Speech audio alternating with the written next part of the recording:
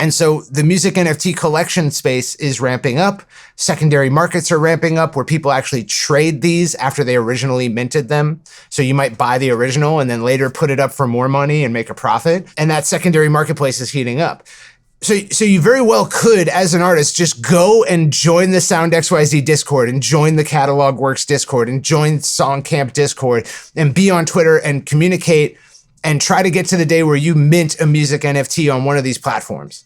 And you can make a lot of money, sure. And there are artists being born on chain right now. There are artists who are starting their career on chain doing exactly that. You are now listening to the Creative Juice podcast brought to you by Entrepreneur.io.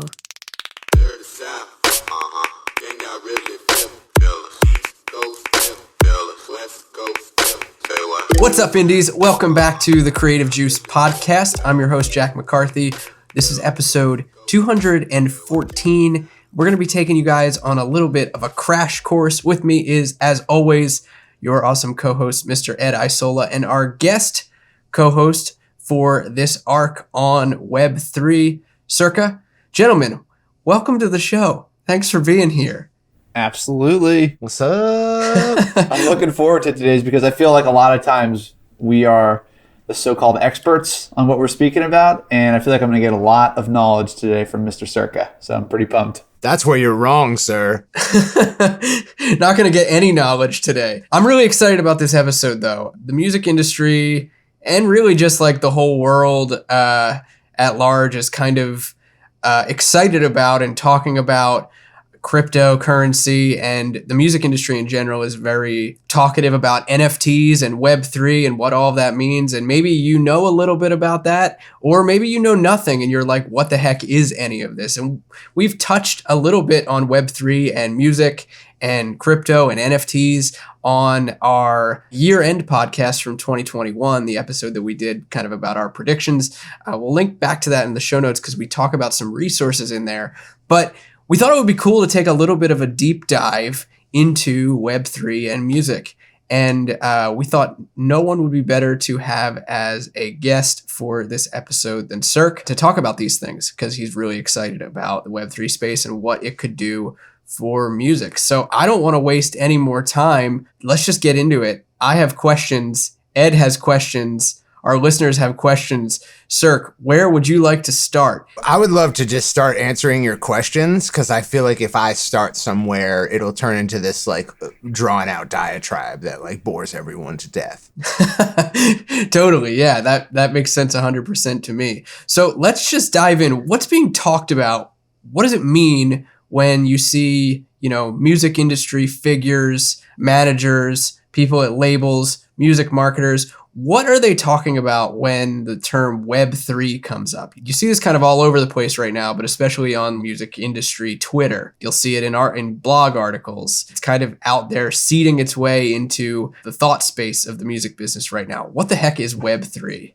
Yeah, so Web3 is kind of just like a buzzword. It's a marketing term. If you want to trace it back to its roots, at a certain point, cryptocurrency has been around for over 10 years now, starting with Bitcoin in 2009 and, Ethereum in, I believe, 2014 or 2015. And so, cryptocurrency has been around, but the ability to weave cryptocurrency functionality, like interacting with blockchains, into a website, into a .com, that started with the Web3 JavaScript library. So up until Web3, which is a JavaScript library. Like if you're building a website, you can download this JavaScript library, you can implement it into your scripts, and you can make cryptocurrency transactions using buttons on a website and stuff. So I think that's around where the term first emerged, Web3, but it is a buzzword. It just basically means like, Web 1.0 was,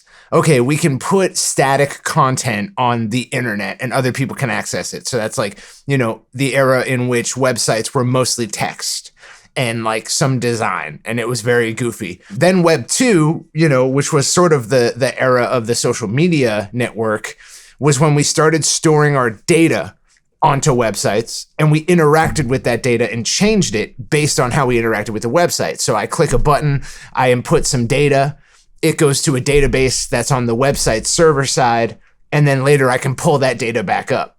we also got video in that era. We got really, really high bandwidth data that allowed us to interact with websites in more meaningful ways. Web3, aside from being a JavaScript library, is how we've chosen to describe the new layer of the internet where these websites start to interact with blockchains. And the reason that's important is because blockchains allow you to have property rights on the internet, where, intellectual property becomes, it gains a lot of the characteristics of real property. That's been like sort of the central challenge of the music industry and other creative industries for the longest, is that the government tried to use force to give intellectual property the characteristics of real property, but it's been weird. It's been weird the whole time.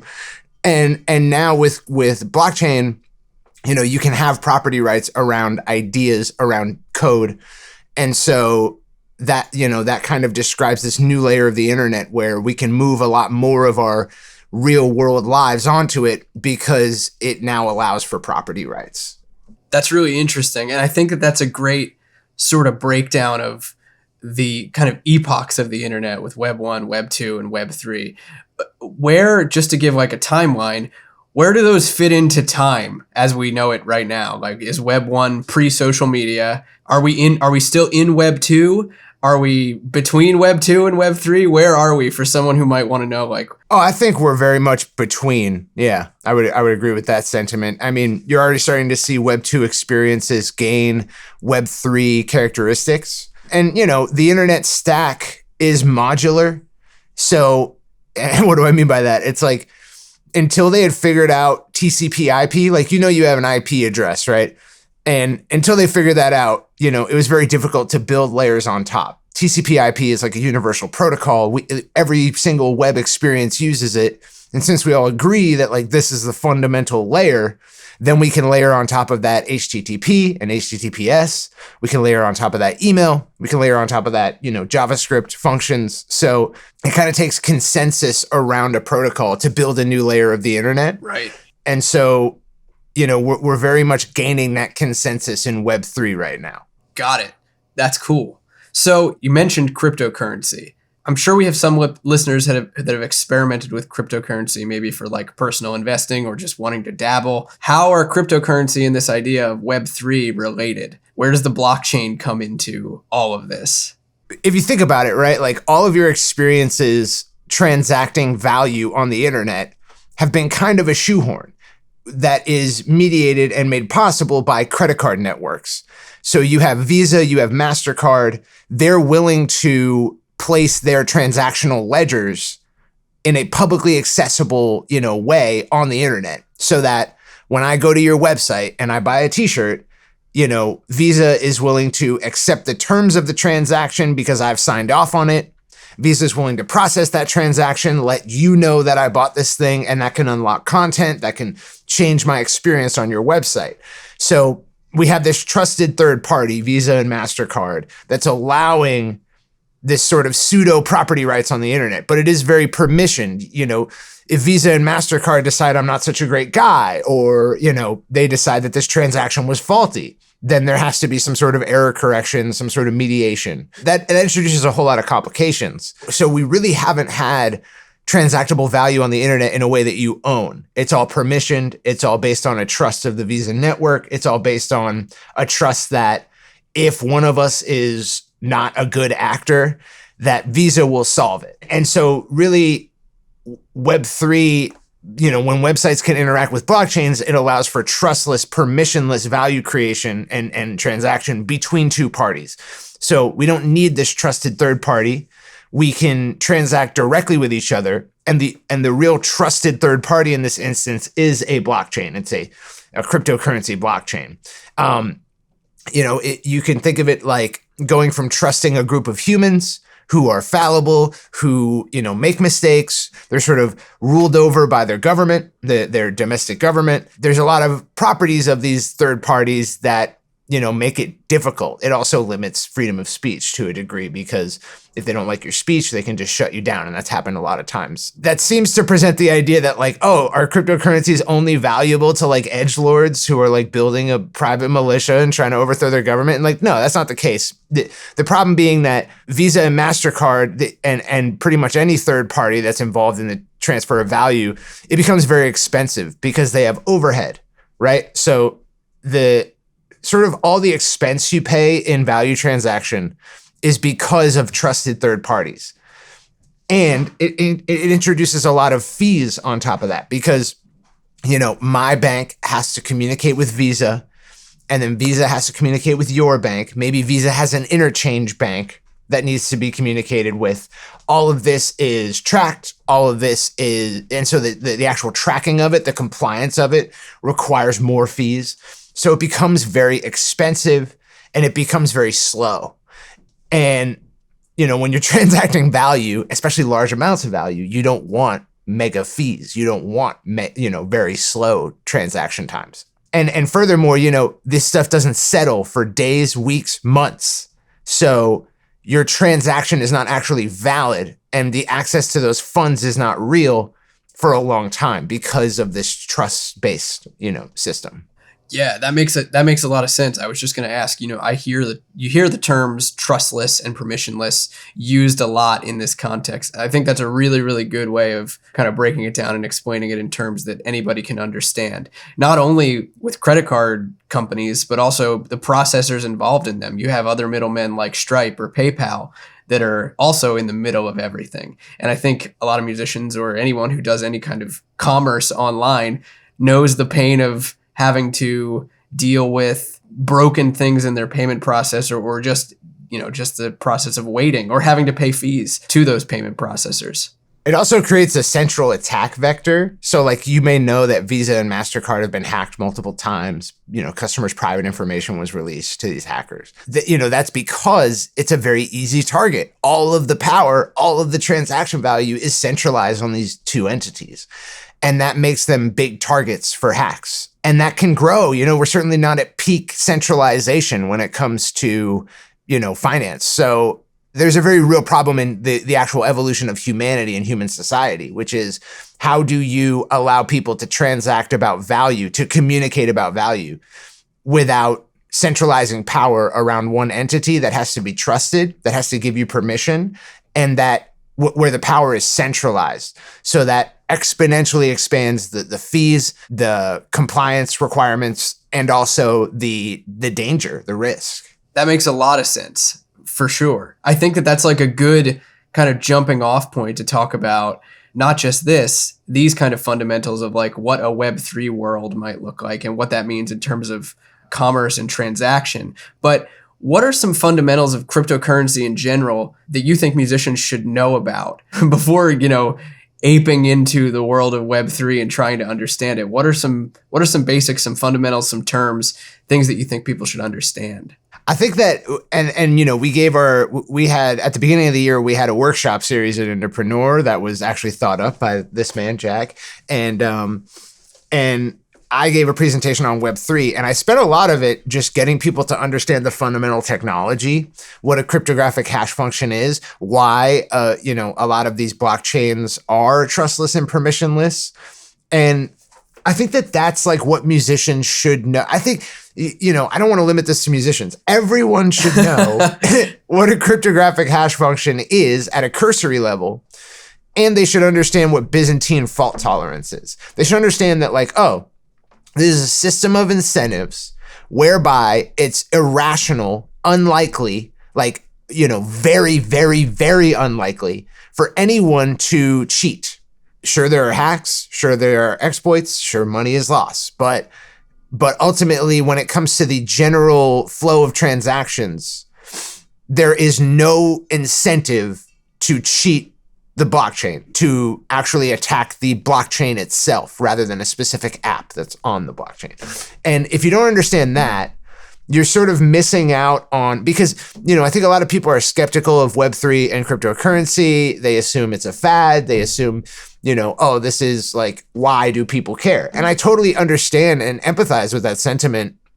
if you don't understand that the Bitcoin blockchain is a fundamental mathematical solution to a decades old problem in distributed computing, which is how can nodes on a network trust each other's messages without a centralized party, without a trusted third party. The creator of the Bitcoin blockchain, Satoshi Nakamoto, pseudonymous or anonymous, developer, created this blockchain. What he was doing is he was like, imagine in a math class, in a college math class, you have a problem and you have to submit a proof that solves the problem. That's what he did. He created a technology that solves the Byzantine generals problem. And if you don't understand that, then you're likely to fade it. You're likely to say like, oh, this is a fad. This is, this will die out, or, not understand the opportunity that's presented, which is like, this is very much the next layer of the internet. This is very much going to be the future of human society in a big way. And, if you kind of fade that, it's probably based on a fundamental misunderstanding of what this technology is. So let's talk about a cryptographic hash then. What does that mean? Yeah. Define that. What does that mean? So every transaction on a blockchain is mediated by a cryptographic hash function. What it is basically I can take any set of arbitrary data. I can take, a book that's laying on Jack's table right now. I can take, Ed's chat history. Definitely Ed's chat history. Definitely Ed's chat history. And so a cryptographic hash function takes data of an arbitrary size and maps it to a bit array of a fixed size. So basically, like, it mathematically takes any amount of data, any amount of arbitrary data, and makes it a string of a certain length. And that's a bit array. And this bit array is indexed. So like, I can tell you to go to the 5th digit in the bit array, and, it's indexed thusly. Like, it's not arbitrary how these bits are arranged. And so what that means is it's one way. I can take Ed's data and I can map it to a 16 character string. And there's no way that you're going to take that string and get Ed's data back out. That makes sense? So it's a one-way transaction. I can hash it and it becomes this string, but you're not going to get that string and then reverse engineer it to get Ed's data back out. So it's like super encrypted. Yes, but if you take Ed's data and you hash it, it's a deterministic function, so you will get the same string.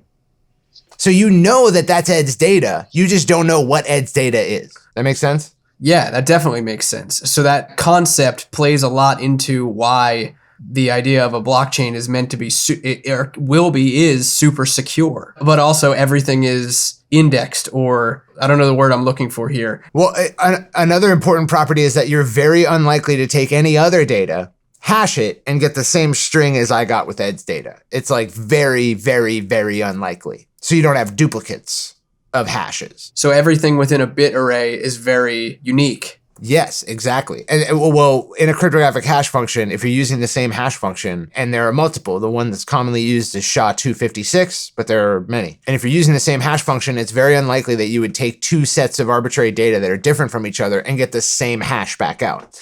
And so the way that blockchains work, and you could think of this like Visa has a glorified Excel spreadsheet. Visa has a database that they own. And this database and many databases are responsible for all of the transactions on the network. A blockchain is just like that database, except it's a lot slower. It's a lot less efficient. And so, the question becomes, why would you run a blockchain instead of a glorified Excel spreadsheet? And it's because of the characteristics of it. So a blockchain takes, and it's cool to research the history of blockchains and how they started in Xerox PARC and why they started, but they're a very old concept. They're not new, they weren't invented with Bitcoin, they were around before. But basically, let's say you and I and Ed we transact with each other for a month. We just write a bunch of transactions. And we take the data of those transactions and we hash every single transaction. So now we have a set of hashes and we decide, okay, we want to commit this in a way where it's permanent, it's settled, it's final. So we take all of those hashes and we put them in what's called a block, and a block can be of a certain size. And then we take the whole block and we hash that. Okay? We hash the whole block. And then in the next block, we put the hash of the whole block in the header of the next block. So that you know when we commit that next block, that all of the transactions that were in the block before it, it references it. And that's why it's a chain. Every new block has the hash of the entire previous block in its header. Okay? So then you have this finality where you know every single time there's a new block produced, it makes the transactions in the previous blocks more final. Let's say that you have $20 in virtual currency. You spend it with me to buy, a t-shirt. Then later on, you want to tell Ed, hey, I still have this $20. I actually didn't spend it, right? The reason you can't do that, what's called the double spend problem, is because with the hash of the previous block in the header of the next block, I know which transactions happened first, right? The hash of your transaction wouldn't be in the header of the next block if, you didn't spend it, but you did spend it. And that's why, so blockchains have a linear, time-based, or there's causality, there's entropy. You know that these things happened previously. And so that's what makes the blockchain secure for the double spend problem, is you can't double spend because you can find a transaction, find its hash, find the block header hash, and you can trace it all back. And that's why blocks that are further back in the blockchain are more secure, because certainly, you could spend ungodly amounts of energy and cost to, rewrite transactions in a block, but you're not going to do it 8 blocks back because you have to hack every block all the way back. It becomes exponentially more expensive. And so who commits these blocks? Who says this is the block, it's final, it's being added to the blockchain? Well, that string of blocks, there are nodes all around the world. People run these nodes that have a copy of the entire history of the blockchain on them. And they're always connected to the internet. They're always updating to get the latest, longest chain. So any new blocks are added to their record. So they're all validating it. They're all saying, I have the latest chain, and these are the new blocks, and they always get those new blocks. And miners create the blocks. If a miner decides I want to rearrange transactions, I want to do something fishy, there are nodes all around the world that are going to catch it, not accept it. So this is vastly different from, Visa's glorified spreadsheet where it's all centralized in one place. These transactions are all happening within one centralized company on a ledger that they own, and that's it. The blockchain is being verified across decentralized nodes all around the world. 100%. And then, if a miner wants to do something fishy, nodes around the world can reject it. And there can be a dispute. There can be a settlement. There's all sorts of mechanisms in place to ensure that nothing fishy goes on. Basically, there's all these different miners competing to get the latest block. And that involves solving this incredibly difficult mathematical problem with a computer. You set a computer loose on this math problem and it tries to brute force the problem, find the answer. Person who finds the answer first for the latest block, they get the joy of committing the latest batch of transactions to the chain. That then gets streamed out to all the validators, all the nodes. They say, okay, yep, this checks out. This is the latest chain. They won the block, and they get a reward in the form of inflation of the native coin. So for Bitcoin network, it's Bitcoin. They get a Bitcoin reward. If for ETH, for Ethereum, it's ETH. They get a certain amount of ETH. That's proof of work, solving an incredibly complex computational function in order to get the reward. And the reason they're doing it, the reason they spend so much energy and time to do it, is to make it increasingly less likely that someone's going to try to spam that or hack it. You're not going to spend, ungodly amounts of energy to create a false block if it's going to get rejected, So that's where the incentive system lies. And that's why it's the solution to the Byzantine generals problem, because you can trust these messages knowing it was mined by someone who has almost no incentive to cheat.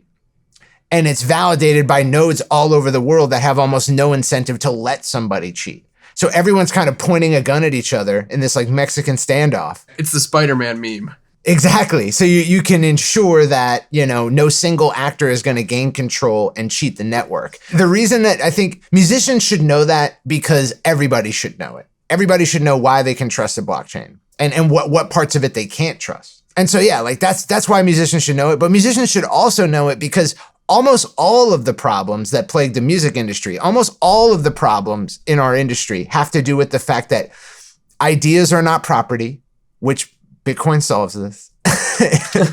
Ethereum solves this. And centralization of power. The reason our industry is such a joke of an industry. What was it that the guy told us, Jack? People who make garlic are like a bigger industry than the global music industry or something like that. I think it was garlic. Yeah, I think it was garlic. Yeah, our industry is a joke of an industry because what happens is when you have a centralized actor controlling most of the network, it limits innovation. It stifles innovation. So our industry makes, maybe it's this year, it's like 30 billion, let's say. There was a time in 2019 when Netflix as one company made as much as our global industry did. How do I say this? If you have a bunch of power, right? You have a lot of power and you control this whole system, your incentive to change it is very minimal. You don't want to disrupt your bag. You've got a golden goose, it's laying these golden eggs, and you don't want to change things because it's really sweet for you. And if competitors can't come in and try to change things to gain an edge on you, then there's going to be no innovation.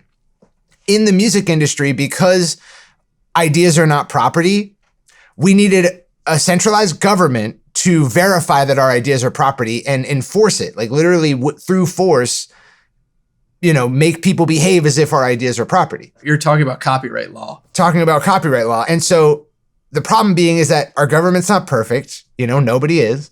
And they created this system where they will enforce it, but then no system to maintain it, no system to track it, no system to upkeep it. So that, centralized actors stepped in and said, oh, look, we can exploit this because everyone's asleep at the wheel. And so in the 50s, you had all these independent record labels sort of strong-arming artists into giving them their intellectual property or just lying, just straight out wholesale lying and registering copyrights as their own. And over time, we end up with a system where like 4 or 5 entities own everything, every recorded music piece, every song, every bit of intellectual property, they own all of it. And that's not good for innovation. And so as an actor in the music industry, you should hope to see a decentralization of power in the music industry. And you should hope to see that ideas are made more like real property instead of relying on, mostly the US government to create a system that's more equitable and actually treats it like property. I think that's a nice transition into what Web3 and music and blockchains and cryptocurrency all have to do with each other. I think that's great. Also, it's really interesting, the corollary between the music business and its problems regarding copyright and property ownership and power, and how there's very little incentive for change. If you look at history, like empires are the same way, like the ruling class of empires are exactly the same way. You can look throughout history and see that same sort of phenomenon going on. So that's really interesting. I've never considered it that way. I want to dig a little more into the intersection of Web3 and music and where it could all be going. But I've been rapid firing questions at you here. Ed, I know you have some as well. And they kind of start to go in that direction. So by all means, fire some off. Yeah, well, I will say I'm enjoying the heck out of listening to you two go about this. I feel like probably if you're listening to this and you have very little Web3 experience like I do at this point, this might be something you play back 2 or 3 times to comprehend it. And I would say that's okay. I'll probably be doing the same thing. But I think as we go off of like the kind of building blocks of Web3 like you've been talking about, it's like, where does this start to play into for indies that are listening? It's like, okay, cool, I'm interested, and now I've listened to this enough times to have an understanding. What can I actually do with this to help my career? There are a couple of ways you could do that. Number one is like, I think I would be disingenuous if I didn't mention that like right now, there are artists who with almost no blockchain experience are getting on Twitter, getting on Discord, and finding Web3 music communities for the now burgeoning Web3 music NFT sort of movement. And so there are multiple apps. So just so you know, blockchains not only do this transacting where we hash transactions, but like, as it turns out, like when I click a button on Facebook to change my profile picture, you can think of that like a transaction, okay? Because I'm telling a database, change this record, and I'm giving it data to put in that record. And a transaction is essentially the same thing, right? A database is a ledger, so is a monetary network. If I give you $1, I'm basically saying, change the data about me owning this value, and now Ed has it, right? So the reason that money is different from the transaction I make on Facebook when I change my profile picture is because they don't occur on the same network. But if I could, in a financial transaction, change my profile picture, you could imagine that that would have all sorts of implications. And so basically they took blockchains and were like, well, we can run scripts on these. We can create apps on these. And when you send a transaction, you put different types of data in it, and that changes things on the app. So, you know, whether you want to post a message to a social media board, whether you want to upload a video, whatever it is, you know, we could put apps on these. And then eventually they realized, okay, well, we can create new tokens on these blockchain networks that run as just an app. So, you know, Ethereum has a native token, a native coin called ETH, but you could create an app and install it on the blockchain. It's a bunch of script that exists in a block. And later on, you can reference that block with a new transaction. So like, imagine like Facebook installed the script that runs Facebook on its server. When I go to update my profile picture, it's a transaction. It goes on that same server and it references the script that was installed on it. Same principle with Ethereum. You installed an app in a block, you know, 1,000 blocks back. And now I sign a new transaction and it references the script that's on that block, which tells it what to do based on this transaction. A lot like any app on any online network. And so now there are multiple tokens because I can install an app that says, hey, we have this new token. It can be owned by any account on this network. And this smart contract, that's what apps are called on blockchain, smart contracts. This smart contract tells us about what the properties of that token are, what should happen when a transaction is signed that references this smart contract about that token. And so now we can create new tokens. And then eventually it became the case that, well, why not just have a token that's a one of one, right? And it represents some kind of, you know, arbitrary data structure like your ID. So, okay, there's this one token that is created by this smart contract and it says, I'm Ed Isola. And I have it in my wallet, which means you can trust I'm Ed Isola. Otherwise I wouldn't have it. Right? So that's what an NFT is, a non-fungible token. It's a scripting standard implemented on the Ethereum network that says, let's be able to create tokens that have unique properties, unique characteristics. They're not tradable one for another. And then eventually people decided we could put arbitrary metadata in these tokens. So I can reference a picture that's hosted on a decentralized file server with this token. So you could say this token is that picture in a way. Like the ownership of it is dictated by the ownership of this token. And that's why we got NFTs. You can also do that with music files. You could reference a music file on a decentralized file server in the metadata of an NFT, which is a token, and say, I own this music file. Now, that's not necessarily the case, and there's all types of problems with that we can talk about, but that's basically what music NFTs are. Instead of referencing a JPEG, they reference a wave. And there are NFT marketplaces on Ethereum and other blockchains that are dedicated to music. Sound XYZ is one of them, sound.xyz. Another one is catalog.works. And they allow artists to mint NFTs, music NFTs on their platform, and then sell them. And so that's what's happening is artists are getting on Twitter, getting on Discord, joining the Discord for Sound XYZ, or joining the Discord for Songcamp, which is run by one of our former community members, Matthew Chaim. And they're communicating with other artists and with the leaders of these movements and community members. And they're saying, you know, how do I get involved? And then eventually through learning, through communicating, through participating in community chats and all this stuff, they eventually get to a day where they mint their own music NFT collection through one of these marketplaces. And they sell, you know, some of them sell for 10 ETH And 10 ETH is worth like $40,000 right now. And so the music NFT collection space is ramping up. Secondary markets are ramping up where people actually trade these after they originally minted them. So you might buy the original and then later put it up for more money and make a profit. And that secondary marketplace is heating up. So you very well could, as an artist, just go and join the Sound XYZ Discord and join the Catalog Works Discord and join Songcamp Discord and be on Twitter and communicate and try to get to the day where you mint a music NFT on one of these platforms. And you can make a lot of money, sure. And there are artists being born on chain right now. There are artists who are starting their career on chain doing exactly that. And so that's a movement. I will say that I don't think it's final. I think it's like this weird stopgap, this experimental stopgap where it's like, let's just start doing stuff. We know it's not perfect. And it's weird that you quote unquote own this wave file. Like, what does that mean? Because you don't own the intellectual property. So we've yet to, reconcile the old way of making ideas property with this new way where we sort of put a wave file on the masthead of an NFT. Like, that's weird. And it doesn't get you the property rights that you have with the previous system. Sometimes it does. Like, there's a platform called Royal where when you buy the NFT, you have a claim to some of the intellectual property and you get revenue from it. But that's a whole world and you can go participate in it. And the reason I thought it was important I say that is because I'm about to FUD it, because to me, it doesn't make any sense and it's probably not how things end up. It's probably not going to last, I don't think. But maybe it will. Like, people said that about art NFTs, years ago, and here they still are. So who knows? But it just seems weird to me. It just seems like this is a primordial version of what will eventually be. And when we get to what it will eventually be, this will be almost unrecognizable that we did it this way.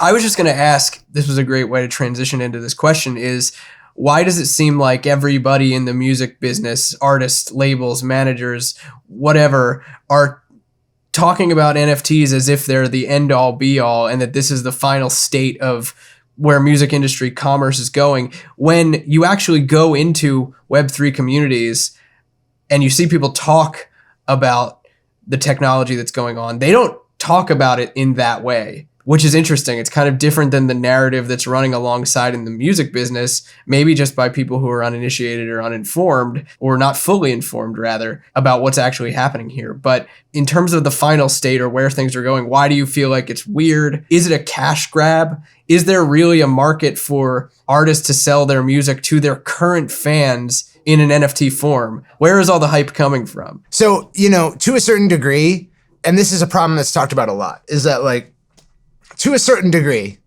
not a non-zero degree, a big artist going on chain, minting an NFT will bring new users into Web3 because their fans will get curious. They'll want to know about it and they'll learn about it and they'll determine for themselves, oh, this is cool in a lot of different ways, not just to participate in this NFT launch. And I want to participate, but it's not a critical mass of users that will join that way. And the main marginal buyer of music NFTs is music NFT whales.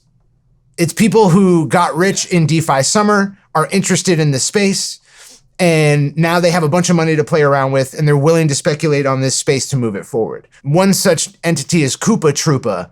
Koopa Troopa on Twitter, a controversial figure to say the least, but he got rich in DeFi summer by clicking a few buttons here and there, and now he has a bunch of money, and he buys music NFTs just time-weighted average price bidding music NFTs all day, every day. And he owns a lot of the space and the mind share of the space. And, when you become a participant in this space, you sort of get, come here, kid. And they pull you into the corner and they make you one of them. And certainly artists who now are getting lots of money by making music NFTs carry it forward. They will go buy new mints to support new entries into the space. But it's a lot of the same money swishing around. And so the reason they're willing to do that is because they believe a lot more money is going to come in.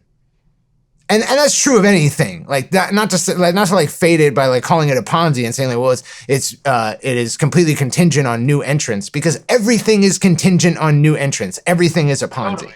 Every single thing you can think of is a Ponzi scheme in that way. But they really believe that this is the future. And so they're willing to accumulate not only music NFTs, but also reputation and content and authority in this space by participating in it. So when you get involved, the likely scenario is that you have an interesting mint, you become very ingrained in the community. And so these people are willing to buy what you're selling. Those who will just go, oh, I'm going to go on chain, I'm going to mint an NFT without talking to anyone. You're going to fail, right? Because it is prerequisite on you meeting people who are going to be interested. I've had a lot of conversations with artists who have expressed the desire to do exactly that. And my first question to them, especially at the agency, more recently, we've had a handful of conversations like that. My first question when anything NFT related comes out of a musician's mouth is, are you interacting in Web3 communities? Are you involved? Do you know what's going on? And that's the question that you have to, I'm not asking it to get an answer. I'm asking it to prompt reflection and action in the appropriate direction. I think what's important to realize is that like Web3 is also, it's important to understand the role of coordination in blockchain and Web3, which is that like, okay, when you coordinate people, when you coordinate a group of people, it requires skin in the game. Why am I going to march to the beat of one drum if there's no value to be had, right? The reason I march to the beat of a drum is potential future value. So the problem with the internet before is that you cannot coordinate at this level. And that, you know, like you could look at like the state of memes on Twitter over the last 20 years to see that it's chaotic. There is no coordination. You know, it's rapidly decaying. It has high turnover. Memes spring up and then deviate and then, you know, mutate until they either die or become persistent. Because there's no coordination. There's no skin in the game. And social coordination is dependent on value transfer. So if I can't have value on the internet without Visa, there is no coordination to be had on the internet besides, you know, centralized coordination, companies, right? But blockchain allows for decentralized coordination. And that's certainly what, it's a mega property of blockchain communities, is coordination and community. Community is so huge because in a world where you can tokenize anything, you can map something in the real world to a token. That's called tokenizing. So I could say, I have a list of best friends. I'm going to tokenize it. So I'm going to create a set of NFTs. And if I give you one of these NFTs, you're my best friend. Okay? I can tokenize these things. And that sounds stupid, but I promise you, it's really, really deep when you start to actually think about it. And so the tokenization of all things allows for coordination on a global scale instantly. The properties of the internet that are so advantageous, instant messaging, right? Like I can change a global ledger instantly. It's very fast. I don't have to send a letter. I don't have to call someone. It's right there. Okay, that allows for light speed coordination. And that's very much what's going on in the music NFT world, is they are coordinating around an idea.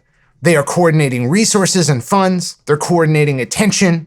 They are coordinating effort. And it's not possible without blockchain to do that because no one has any skin in the game. People are going to lose interest. So yeah, like community has been tokenized. The idea of community has been tokenized. That level of abstraction is going to make things very silly for people who are like too far behind to catch up. And so, yeah, I think that like you have to, if you want to get involved in the music NFT world, which I'm not necessarily recommending that you do. Like I'm not minting. I'm not like spending all my time in SongCamp and SoundXYZ to go mint a music NFT. Like I don't care. But if you want to, you have to go participate in community. That cannot be cheated. It's Byzantine fault tolerant. That makes a lot of sense, and I think addresses a question that a lot of people have about the whole process. If that's not the final state of where we're going, what can we reasonably expect of Web3 and music? What are some of the opportunities that are presenting themselves or may present themselves in the future? I know I'm kind of teasing a little bit here what's going to be coming up on the rest of the arc, but I'm excited to hear more about that. Like what else can we look towards in that future besides just NFTs for people who might be fading NFTs right now? I look at the space of, you kind of got to look at the whole chain of events to get a sense of it. Let's look at copyright, right? Why is a US copyright valuable? Why do we register them? Well, when you register your copyright with the US government, it doesn't mean that no one can steal your idea. That's not what it means. It means that if someone does steal your idea, you now have what's known as prima facie evidence in a court of law. You don't need to prove to the government that you created this idea. When you're in court, that's already on the table because you registered your copyright. So now the court case is much less complicated. If you didn't register your copyright, it doesn't mean you don't own that idea. Because if you can prove through other means that you own it, then you don't necessarily need the prima facie evidence. And this is why, poor man's copyright existed for so long, because it was a way to prove that you own the idea at one time. Right. And you can think about it like, a transaction in a block where the header, the hash of that is in the header of the next block, because it was, I got this letter in the mail. It has this time stamped, stamp on it. It has a postage stamp on it, and it was stamped by the mail system, and it's not open. So that's very much in the same way that a transaction was previous to another in a blockchain. That's how you know that whatever's in this letter was previous to this conversation. That's a good analogy. Right. The problem being is that I can reseal a letter. I can fake a postage stamp. There's lots of ways to cheat that. No way. You're kidding. So yeah, that's how poor man's copyright works. So that's why a copyright is valuable. That's why we pay for them. It's prima facie evidence. However, if I have a decentralized file server that's Byzantine fault tolerant, what that means is when I upload a file to it, I can mathematically prove the time I uploaded it.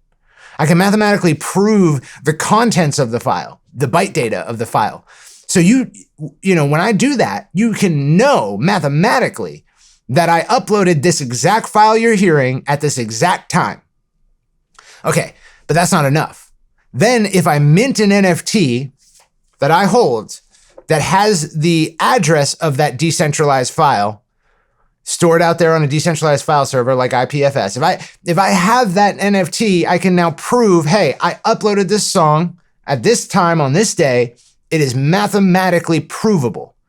That's prima facie evidence in a way, right?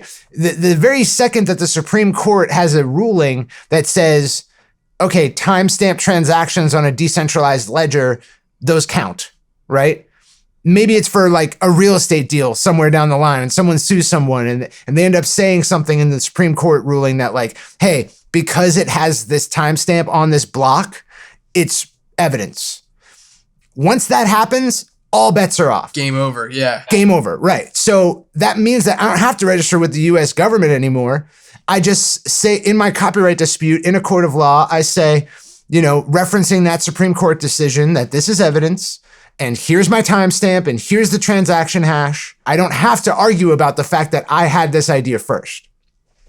So that then will create a more equitable, more decentralized, and more rapidly evolving system of idea ownership.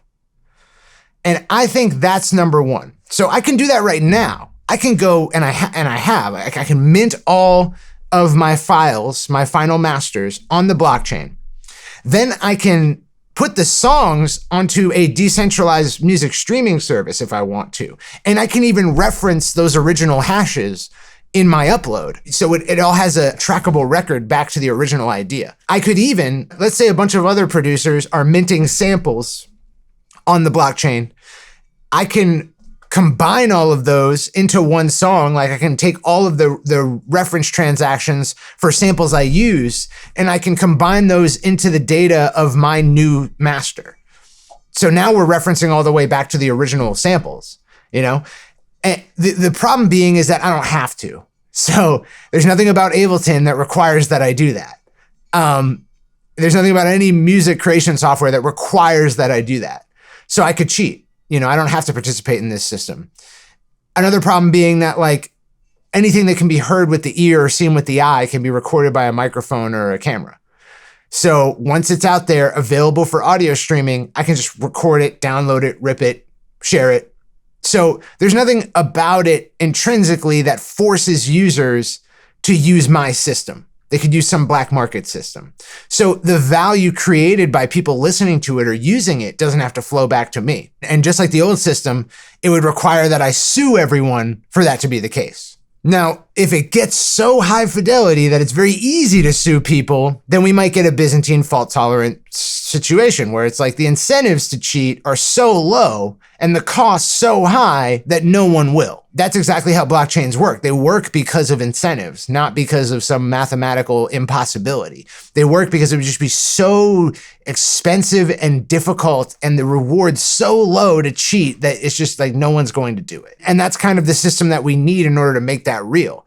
So, okay, right now we've just described the sampling process, the production process, the master, recording, copyright process. And then we have decentralized streaming services like Audius, where I can replicate Spotify, I can replicate distribution.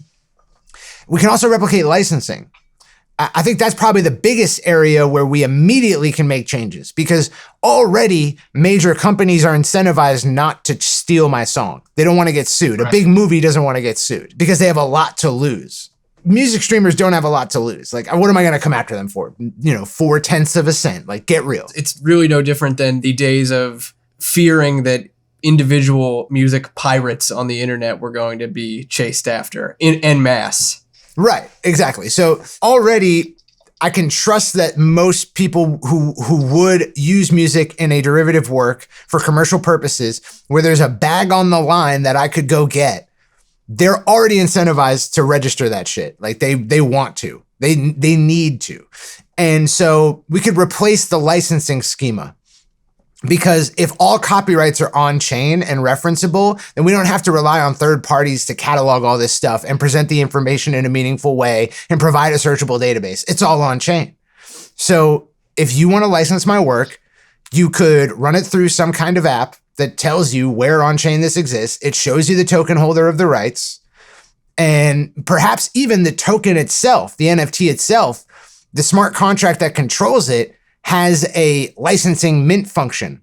So maybe without even needing my permission, you could go mint licensing rights to it. That whole system can be supplanted by on-chain. So that's a ripe area for disruption for blockchain. And I think it will be very soon, the licensing sort of regime. So we have ideas as property ownership. We have licensing, both of which kind of umbrellas, they tackle from music creation through copyright, through distribution, and into licensing. That's like a big chunk of, the creative process and the process of distributing creative ideas. It's a lot of where all the money is anymore, because even, there are even instances where you would think, oh, isn't the end value here that streamers stream it and I get paid? It's like, well, no, because oftentimes there's a licensing deal behind that, right? Like a publisher is licensing your works and now they're getting paid. So any instance where you have a centralized entity that is incentivized not to cheat, you have an opportunity with blockchain. Just like, the movie company doesn't want to cheat because they don't want to get sued.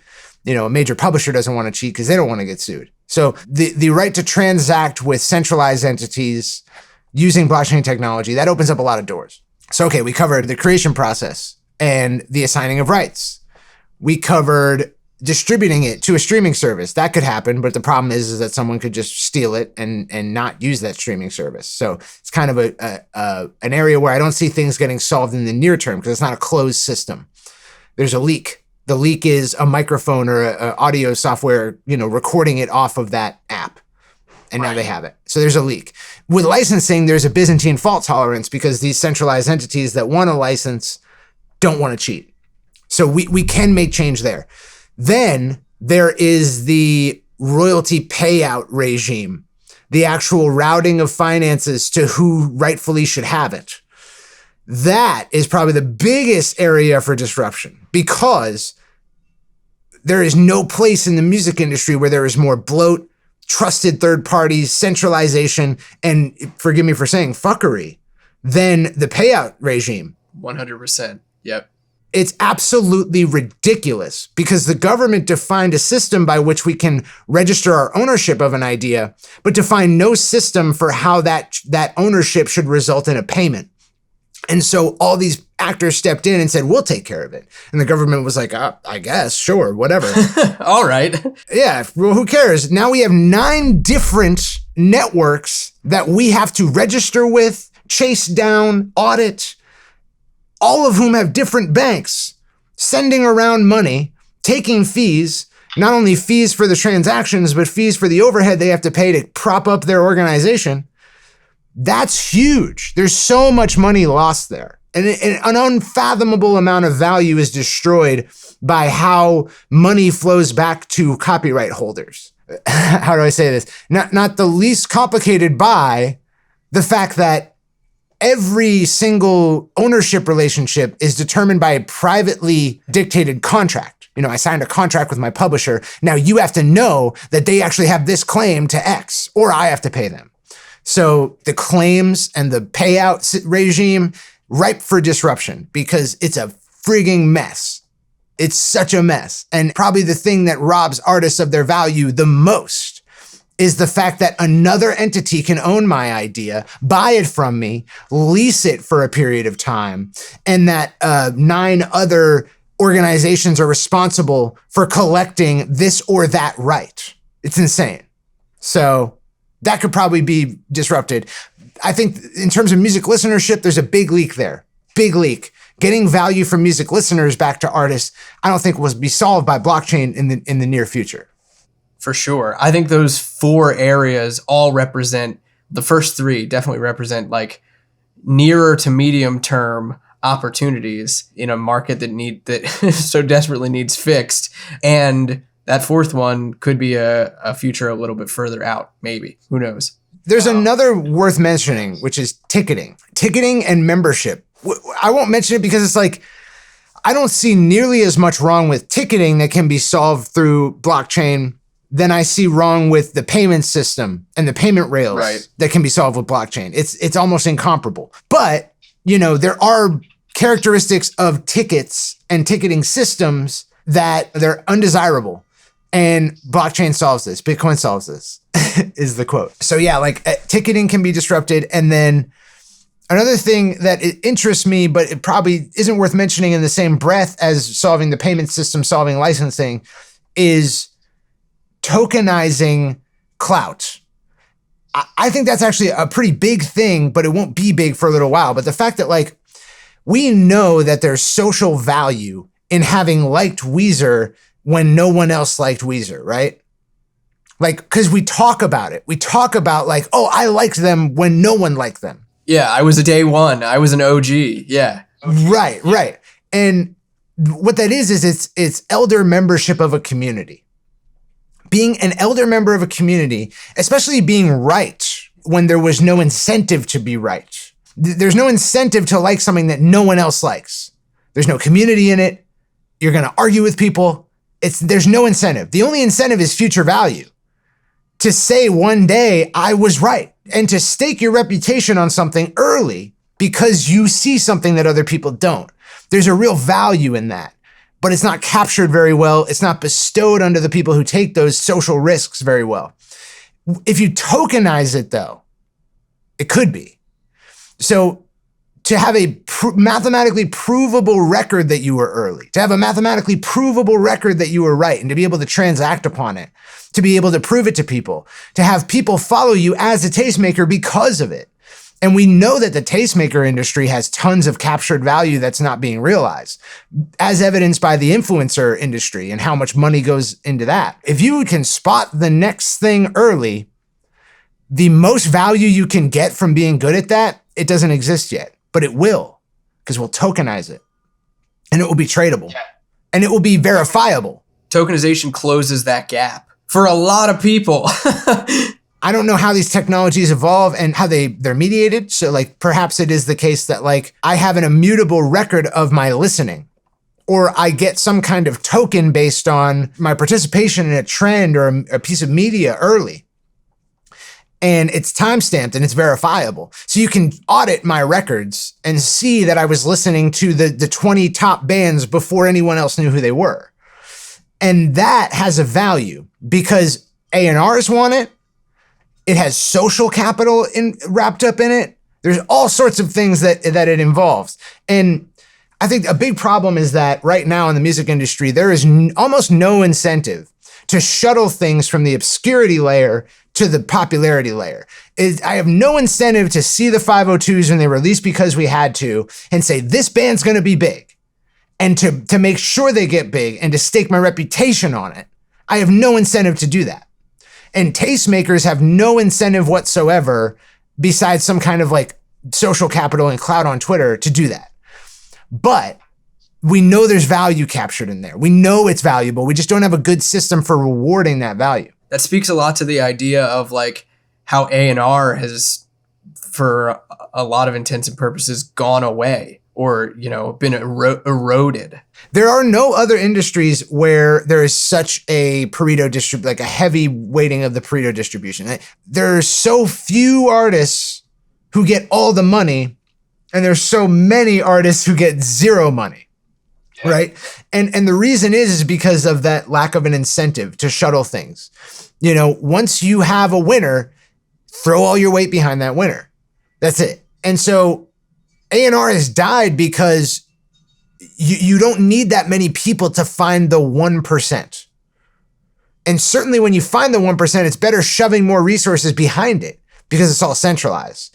So it's like the winner's going to keep on winning. Justin Bieber's going to keep on Justin Biebering. There's no incentive to find the next Justin Bieber or even one who's half as good as Justin Bieber. There's no incentive whatsoever. There's no incentive to find an ugly Justin Bieber, right? None. I'm the ugly Justin Bieber. You are. We are. Yes, exactly. Well, you want pretty, you want good at music, good at dancing, presentable, good at speaking. You want all of that wrapped up into one package. And if you only have 3 of those characteristics, what's the incentive to ever find you?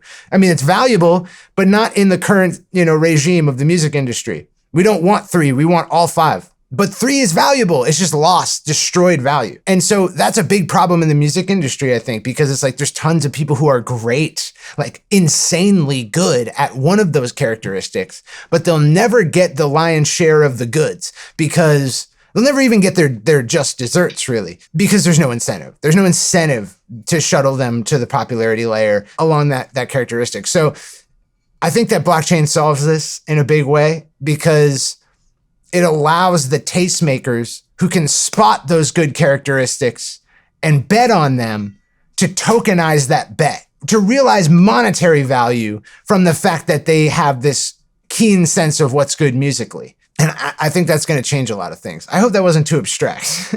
No, definitely not. I mean, I think we covered a lot of really great ground on this episode, from fundamentals of blockchain, cryptocurrency, what Web3 means, the definition of it, where it fits into like the overall arc of the internet, and what this means for the music business and what it could mean. I think we covered a ton of great ground, and we're going to be having some really, really great guests coming on in the next few episodes. So really excited. Cirque's going to continue to be a guest host with me and Ed, which I think will be a blast. I want to invite you all over to the Indepreneur Discord channel. We'll link to that in the show notes, because if you want to start getting involved in Web3 communities and crypto communities, a lot of that lives in Discord. So if you want to engage with a community that you're comfortable with, we're here for you. Come on over. We're talking a lot about music marketing for sure inside of Discord, but also spending time talking about the music industry as a whole, Web3, and a whole lot of other good stuff, and just having a good time together. So definitely come hang. Cirque, thanks for running all of this down with us today, man. My pleasure. It was a blast, and definitely a lot of learning for me as well. Even as someone who has dabbled in this space and gotten into it on a personal level, it's always great to talk about it, confirm ideas, and kind of expand them. So this was super, super fun. We'll catch you guys next time on Creative Juice. Peace out, Indies.